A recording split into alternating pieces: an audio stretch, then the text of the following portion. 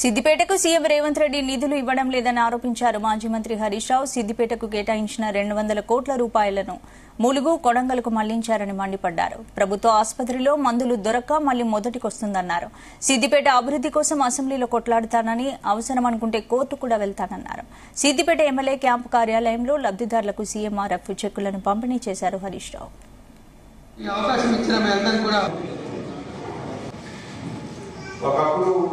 నేను రాబట్టు సర్కారు దవాఖానకు అనే పరిస్థితి ఆనాటి కాంగ్రెస్ ప్రభుత్వంలో ఉండేది. కేసీఆర్ గారి నాయకత్వంలో 33 జిల్లాల్లో 33 ప్రభుత్వ మెడికల్ కాలేజీలు పెట్టి వైద్యాన్ని బలోపేతం చేసినాం. ఈ ప్రభుత్వం అధికారంలోకి వచ్చి ఏడాది అయిందో లేదో మళ్ళా పాత స్థితి వచ్చేసాం. దవాఖానాలు కొట్టి మందులు ఇస్తలేదు. 4 గోళీలు కాస్తే 2 ఇస్తున్నారు, 2 బయట కొనుక్కోమంటున్నారు. ఎక్స్రే మిషన్ పనిచేస్తలేదు, సిటీ స్కాన్ రిపేర్ వచ్చింది అంటున్నారు. కేసీఆర్ కిట్ బంద్ చేసింది, న్యూట్రిషన్ కిట్ బంద్ చేసింది.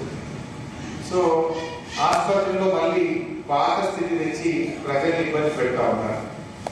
ప్రభుత్వ వైద్యాన్ని బలోపేతం చేయాల్సింది పోయి కొత్తగా ఏర్పడ్డ కాంగ్రెస్ ప్రభుత్వం నిర్వీర్యం చేస్తా ఉంది. వైద్యం రోజు రోజుకు కూడా మరి ప్రభుత్వ ఆసుపత్రులకు ప్రజలకు నమ్మకం సన్నగిలేటువంటి పరిస్థితి ఏర్పడింది.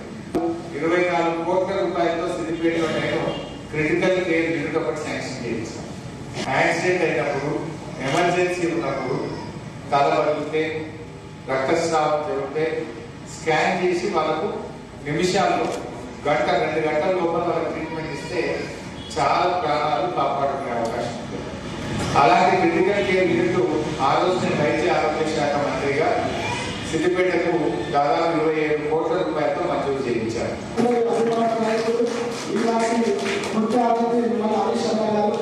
స్వాగతం